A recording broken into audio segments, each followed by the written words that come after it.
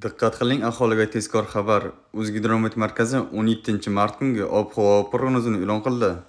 Unga ko'ra, Toshkent shahrida havo o'zgaruvchan bo'ladi, yog'ingarchilik kutilmaydi. Shamol sharqdan 3-8 metr sekund tezlikda esadi. Harorat kechasi 5-7 daraja iliq, kunduzi 18-20 daraja iliq bo'ladi. Qoraqalpog'iston Respublikasi hamda Xorazm viloyatida havo o'zgaruvchan bo'ladi, yog'ingarchilik kutilmaydi. Shamol sharqdan 7-12 metr sekund tezlikda esadi.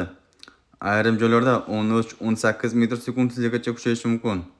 Harorat kechasi 1-6 daraja iliq, kunduzi 13-18 daraja iliq bo'ladi.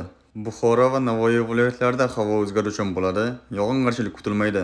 Shamol sharqdan 7-12 metr sekund tezlikda esadi. Ayrim joylarda 13-18 metr sekund tezlikgacha kuchayishi mumkin. Toshkent, Sirdaryo, Jizzax, Samarqand viloyatlarida havo o'zgaruvchan bo'ladi, yog'ingarchilik kutilmaydi. Ayrim joylarda tuman tushadi. Shamol sharqdan 7-12 metr sekund tezlikda esadi.